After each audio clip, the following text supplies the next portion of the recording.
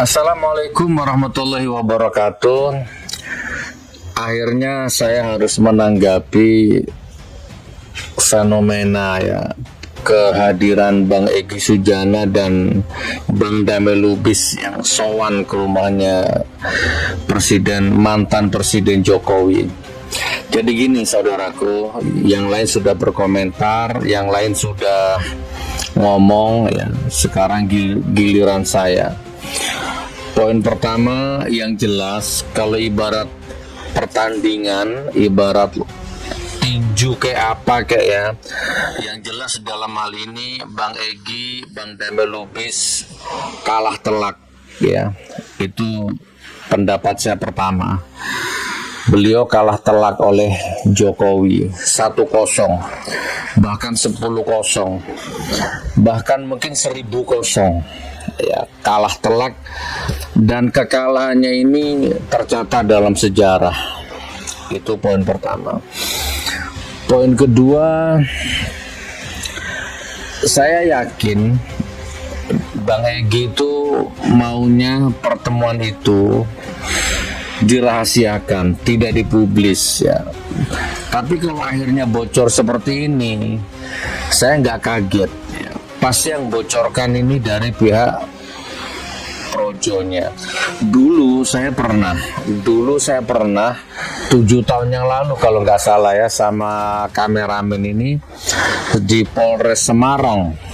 Di Polres Semarang saya dengan ormas salah satu ormas disuruh membuat surat pernyataan permohonan maaf dan pernyataan, disuruh tanda tangan, dan saya nggak mau waktu itu. Saya nggak mau tanda tangan. Ini apa ini? Urusan begini kok tanda tangan, pernyataan, minta maaf gini, saya nggak mau. Sudah silaturahim dimediasi oleh polisi-polisi, tanda tangan, salaman kan sudah, nggak perlu tanda tangan, pernyataan macam-macam. Nah waktu itu petugasnya ngomong sama saya, Gus, ini hanya untuk formalitas sajalah, untuk arsip kami, bla bla bla bla bla. Insya Allah ini nggak bocor kok Gus, dan ini kan nggak ada yang dirugikan. Ya oke lah kalau gitu, tanda tangan saya ormas tanda tangan di situ di Polres Semarang, waktu Polda Semarang apa Polres Semarang saya lupa. Ternyata pulang dari situ menuju ke hotel, belum sampai hotel, tanda tangan surat saya meminta maaf itu sudah beredar di medsos. Jadi pengkhianat semua. Jadi mungkin Bang Egy ini mengalami juga ini, ternyata dibocorkan juga video-video yang bukan untuk konsumsi publik. Oke, itu yang kedua. Yang ketiga, mungkin Bang Egy itu kan dalam kondisi yang tidak sehat, dan beliau itu berapa kali pamit sama saya mau berobat ke luar negeri tapi nggak bisa karena dicekal. Ya mungkin akhirnya Bang Egy merendahkan egonya, datang ke rumahnya Jokowi untuk minta dicabut cekalnya supaya bisa berobat ke luar negeri, walaupun alasan itu sebenarnya tidak bisa saya terima, tidak bisa diterima oleh siapapun seandainya itu benar karena Jokowi itu sudah bukan apa-apa. Urusan cekal-mencekal itu imigrasi, bukan Solo. Oke. Lalu kemudian inilah hitam putihnya dunia Sekarang putih, besok hitam, sekarang putih. Itu begitu, hati orang berubah. Memang begitu. Saya belum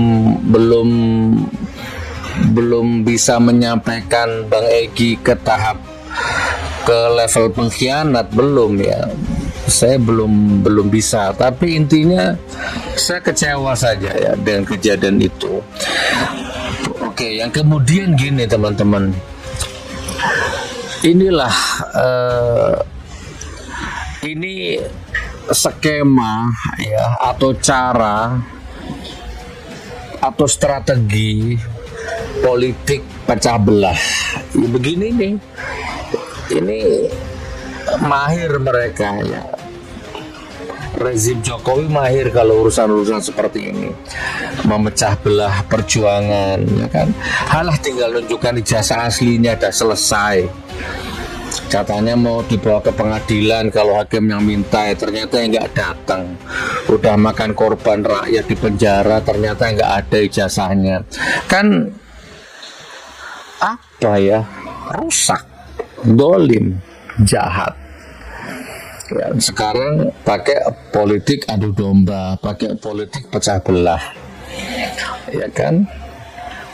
Dengan skenario begitu rupa, datanglah Jokowi, datanglah Bang Egy ke sana. Suatu waktu saya bertiga, saya, anak, menantu. Nah, ini kan saya nggak mungkin bohong, karena saya dengan anak dengan menantu. Nggak mungkin saya ngomong begini kalau nggak kenyataannya kejadiannya seperti ini. Masa saya mau ngajari bohong sama anak sama menantu. Sewaktu-waktu saya ditakdir datang ke rumah seseorang di Jakarta. Saya, anak, dan menantu. Dan saya kaget, ternyata di rumahnya orang itu ada fotonya mantan Presiden Jokowi, gede fotonya. Ternyata orangnya Jokowi. Oke. Tapi orang ini baik sama saya, udah lama kenal ya. Sebelum ada Jokowi saya sudah kenal orang ini.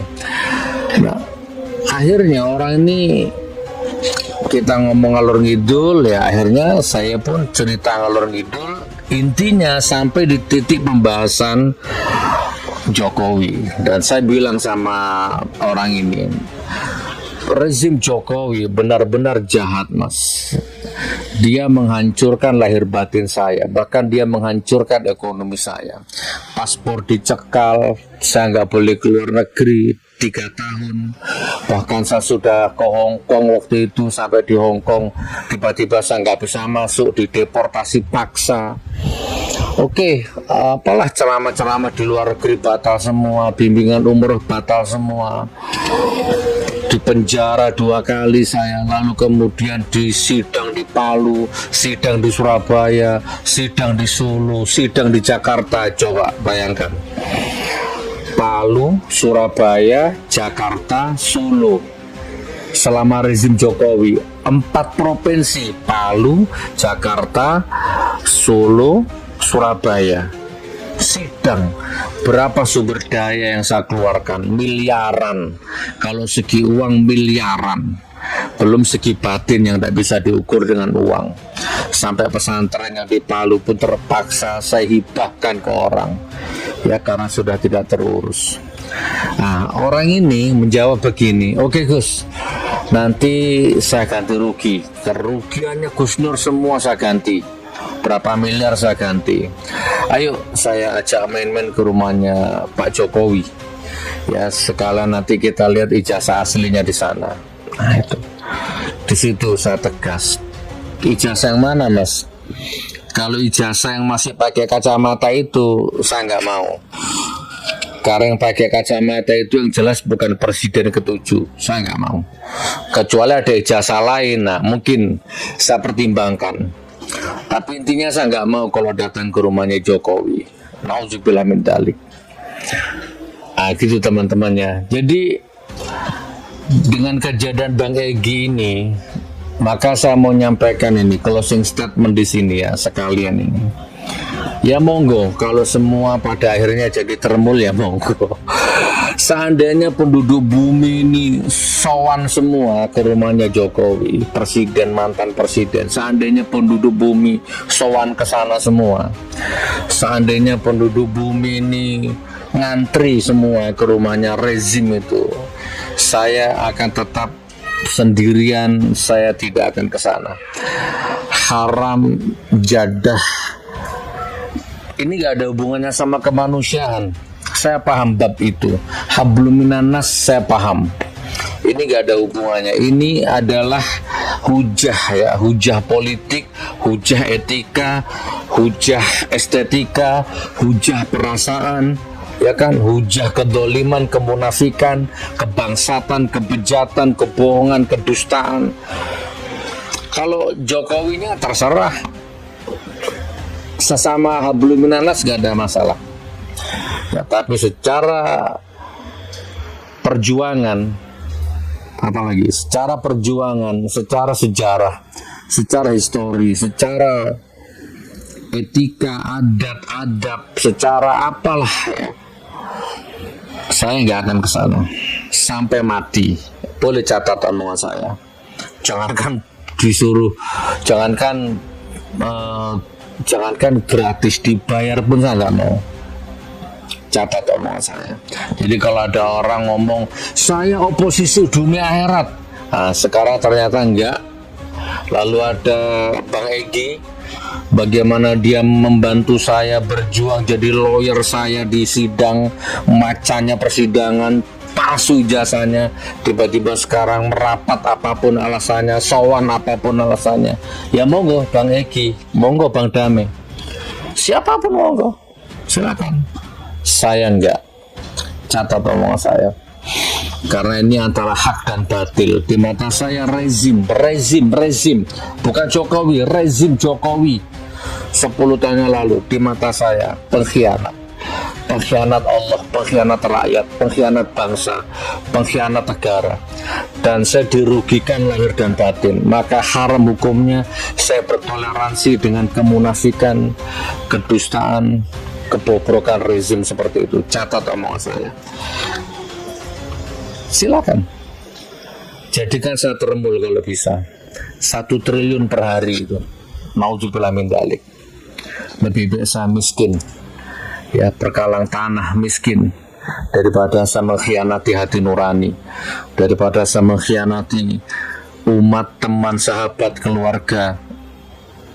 Bahkan kalau bisa dengan kejadian ini untuk anak-anak saya, jangan jadi pegawai negeri, jadi ustadzah, jadi ustadz, jadi pengusaha, jadi wirausaha, jangan jadi pegawai negeri.